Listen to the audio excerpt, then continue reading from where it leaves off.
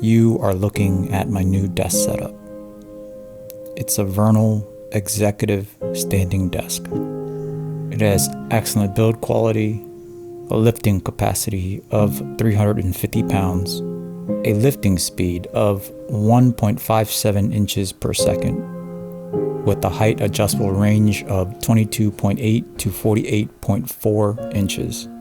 It has an anti-collision system, a soft start-stop. It has 4 memory keys to save your desired heights. It is an excellent standing desk. Just to be clear, Vernal did send me this desk. They are also sponsoring this entire video. And I hear you. You're saying this dude is a YouTube douchebag trash tube doucher getting paid to say good things about this free desk he received. That statement would be partially true. I am a YouTube douchebag trash tube doucher, but I'm not getting paid to tell you good things about this desk. I'm getting paid to make this video. Compensation motivates me to create a video to post on social media, but it does not influence what I say. My opinions are mine alone. Matter of fact, this is not the first Vernal standing desk that I've received.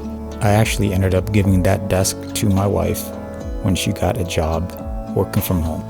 And I ended up getting this cheap desk from Temu. The desk has been fine.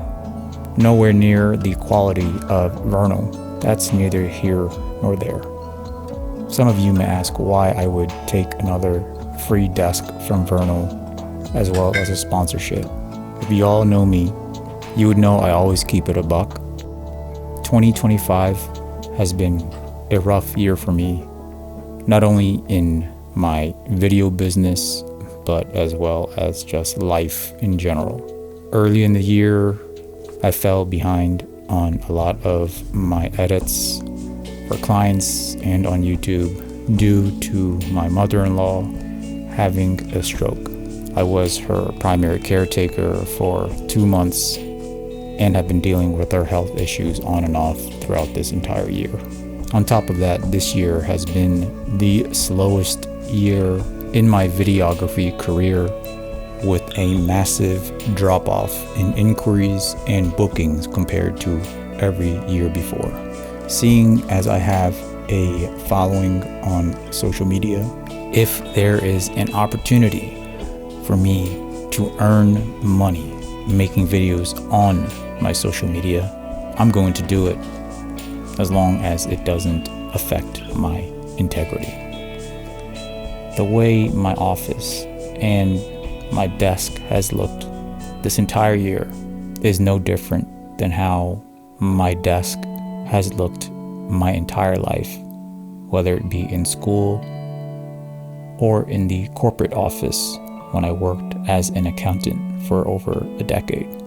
I was diagnosed with autism spectrum disorder and ADHD when I was 38 years old.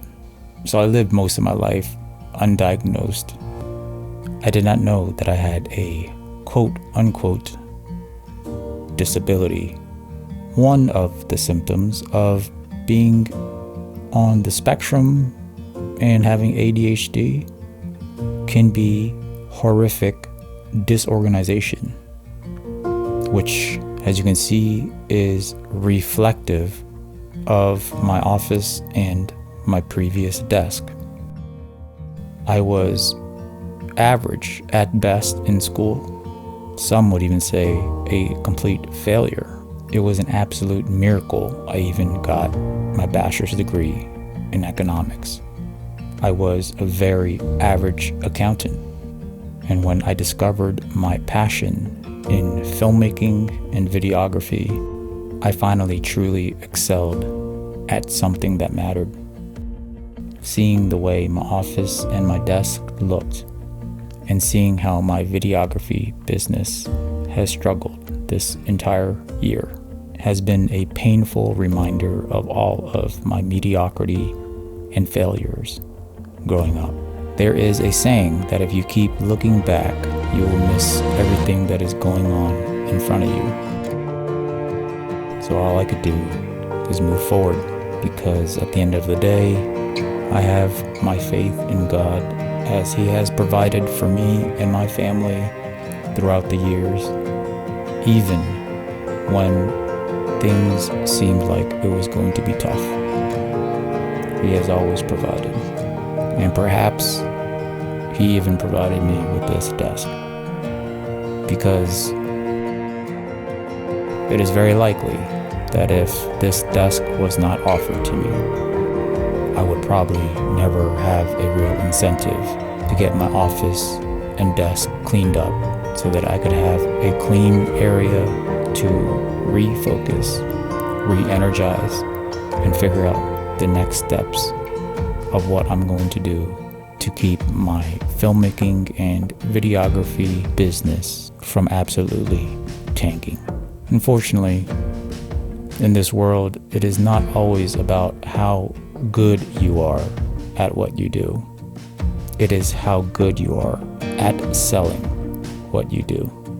Essentially, if you're great at marketing your business, you'll be more successful than if you were great at being an actual filmmaker.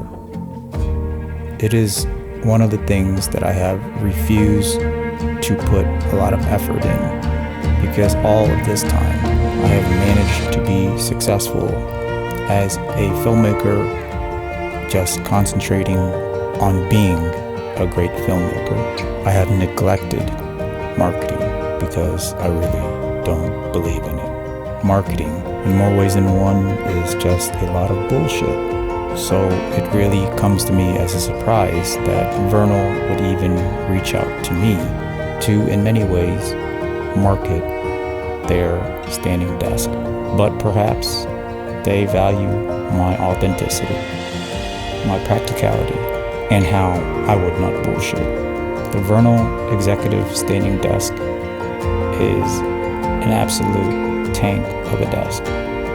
A standing desk is important because it allows you the option of standing or sitting while you do work. With dealing with my mother-in-law's health issues, not only did I neglect my own health and gained weight during the year, it also made me realize that I need to take care of my health, because I do not want to be in her position at her age.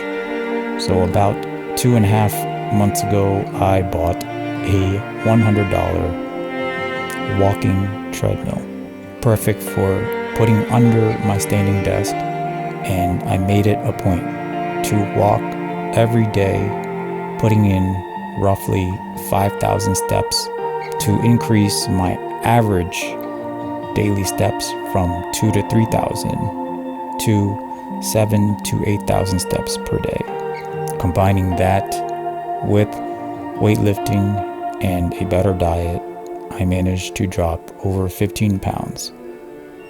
Vernal also sent me a few accessories to go with the executive standing desk.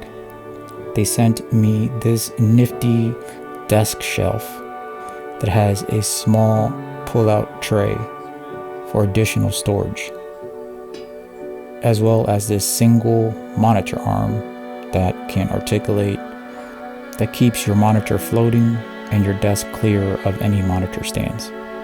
Vernal also sent me a rolling cabinet, which I removed the wheels and just stuck it underneath the desk for storage of everything that used to go on top of my desk. To some, this is still ridiculous disorganization on my part, but for me, this is the only way this is going to work. I'm always going to need random things close by with easy access, and it's just much better to put it in a drawer instead of leaving it all over my desk.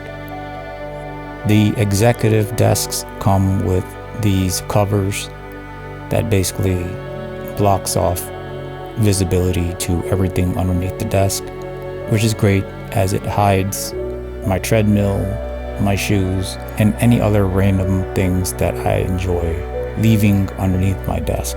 Obviously, as I said before, I highly recommend any standing desk from Vernal. If you're interested in getting your own standing desk, links are in the description below.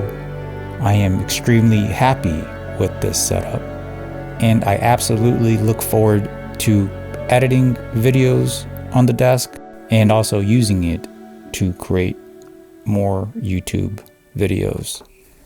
Please like the video if you found it informative, and subscribe to the channel if you'd like to see more of what I create. Until next time, lighten up. Hey, man, where you go? Oh, I actually just got back from Sony Condo. Spoke to a bunch of creators, had a great time. Oh my God, Sony Condo? You're a rat? You say you switched to Lumix? Come on, bro. You know I always keep it a buck. I brought my Lumix S1II with me. No, man. If you want to be the best, if you want to be professional, if you want to be award-winning, when you sweat, you need to go deep inside. I am not going deep inside any brand. Matter of fact, I won't grow if I don't try out different things. It don't matter now. Lumix, Sony, they both trap now. What are you talking about? Let me show you. Nikon just announced the Nikon CR. It has a big screen and it shoots red raw. Canon C50, it has Canon color shine. Plus it shoots open game. Much better than FX3 and Lumix S1II Mark II. Not gonna lie, they're nice cameras, and I'm not trying to slander camera brands or anything like that. First of all, the Lumix S1 Mark II can do 5.1K 60p full frame open gate. The Canon C50 could only do open gate up to 30p, and the file sizes are the size of my turd after eating Indian food for a week. And the Nikon ZR, it doesn't do open gate at all right now. Sure, it could shoot red raw or whatever, but the non-raw footage, kind of looking subpar in my opinion. Secondly, the Canon C50 looks like the FX3 has gone deep inside Canon for the past 5 years, and finally, Canon gave birth to the C50. And the Nikon ZR, it looks like the Sony FX3 and the ZVE1 and the Lumix S1 Mark II went deep inside Nikon. Not sure which one went deeper, and that's where the Nikon ZR came from. So what I'm saying is, if the FX3 didn't exist, you wouldn't even see the C50 or the Nikon ZR. Sony Lumix rat. That one Mark II is still overheat. Yeah, the firmware update is coming, but like I always say, nothing is overheating more than your hot ass fish sauce breath. Oh my God.